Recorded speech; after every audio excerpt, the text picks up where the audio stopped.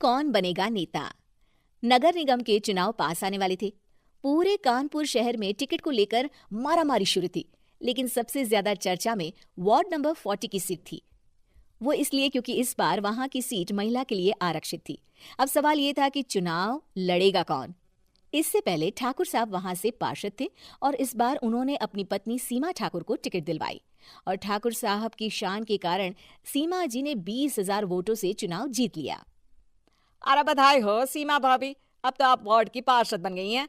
अब तो हमारे काम आप ही करवाएंगी। अरे ये तो सिर्फ नाम की पार्षद बनी है, वो तो महिला सीट आ गई, वरना पार्षद तो मुझे ही बनना था। अब भले ही चेहरा इसका होगा लेकिन पावर तो मेरी ही होगी। अरे वाह भाई साहब, क्या दिमाग लगाया है आपने भी। आइए आप लोग, खाना लगा दिया है सबके लिए। सीमा जी पार्षद बन चुकी थीं, फिर भी उनकी एक ना चलती। सारे काम ठाकुर साहब खुद ही संभाल लेते और जहां जरूरत पड़ती वहां सीमा जी का अंगूठा लगवा लेते। सीमा जी ज्यादा पढ़ी लिखी भी नहीं थी। एक दिन ठाकुर साहब और सीमा एक प्रोग्राम में जाते हैं। अरे ठाकुर साहब आप आ गए। ओहो, पार्षद मैडम भी आ गई हैं। स्वागत है आप दोनों का। लगता है हमारे पार्षद फंड का सही इस्तेमाल हो रहा है। चलिए अब उद्घाटन करते हैं। ये लीजिए ठाकुर साहब कैची, आप ही सबसे पहले प्रवेश कीजिए। सब लोग आगे निकल जाते हैं और सीमा जी पार्षद होने के बावजूद भी पीछे खड़ी रह जाती हैं। वो देखती हैं कि वेलकम बोर्ड पर उनका नाम है, लेकिन महिला होने के कारण कोई उनका सम्मान नहीं कर रहा। अगले दिन एक आदमी उनके घर आता है। अरे ठाकुर साहब नमस्कार। कल ना हम नोटिस किए कि हमारा घर तो अवैध है और नगर निगम वाले उसे तोड़ने आ रहे हैं। अरे कुछ कीजिए ना ठाकुर साहब।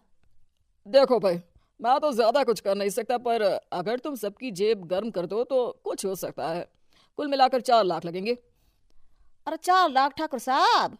अरे भाई, मैं अपने लिए नहीं मांग रहा हूँ। दरोगा है, इंजीनियर बाबू है, बड़े साहब है, सबको देना पड़ता है ना थोड़ा थोड़ा। बोलो है मंजूर?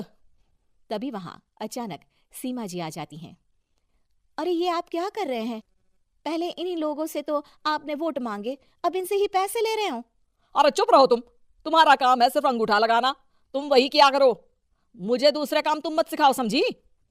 और तुम ना जाओ, अब पैसे लेकर आओ, वरना जेसीबी किसी भी वक्त आती होगी।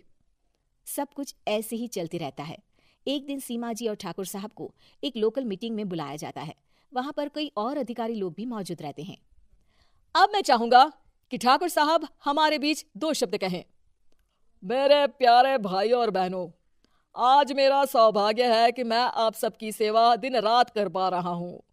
आपने मेरी पत्नी को भारी मतों से जिताया है, इसलिए मैं आप सभी का शुक्रगुजार हूं। मैं आप सबसे वादा करता हूं कि हमेशा की तरह हमारे वार्ड में किसी को कोई तकलीफ नहीं आने दूंगा। सभी लोग तालियां बजाने लगते हैं। अब मैं माननीय पार्षद मैडम को स्टेज पे बुलाना चाहूंगा। अपने नाम को बुलाया सुनकर सीमा जी एकदम चौंक जाती है। उन्हें बिल्कुल उम्मीद नहीं थी कि इतनी बड़ी जगह उन्हें मंच पर बुलाया जाएगा। जैसे तैसे वो मंच पर चढ़ती हैं। ऊपर जाते ही सीमा जी को सारी पुरानी बातें याद आ जाती हैं कि किस तरह उनके पति उन्हें कभी भी आगे बढ़ने नहीं देते और उनके नाम से गलत काम करते हैं। वो बोलने लगती हैं, मैं आपके वार्ड की पार्षद सीमा हूं। आप में से बहुत कम लोग ही मुझे जानते होंगे, क्योंकि इससे पहले मुझे कभी ऐसा मौका ही नहीं मिला। सारे मौके मेरे पार्षद पति यानी आपके ठाकुर साहब ही लेते रहे, लेकिन आज ये मौका मुझे मिला है तो मैं इसे ऐसे ही नहीं जाने दूंगी। मैं आपको ये बताना चाहती हूँ कि आपके ठाकुर साहब मेरे नाम की आड़ में गैर कानूनी काम करते हैं, जिस पर अंगूठों के निशान मेरे होते थे। इसीलिए मैं अपनी गलती मानती हूँ और आज अपने पद से इस्तीफा देती हूँ, ताकि आगे से कोई गलत काम ना हो पाए। अब फैसला आप सबके हाथ में है कि आप हमें क्या सजा देना चाहते हैं। सीमा जी की बातें सुनकर ठाकुर साहब के चेहरे का रंग उड़ जाता है और वो शर्म से मुंह नीचा करके वहां से चले जाते हैं और पद से इस्तीफा देकर ही सही सीमा जी अपने आप में आत्मविश्वास महसूस करती हैं।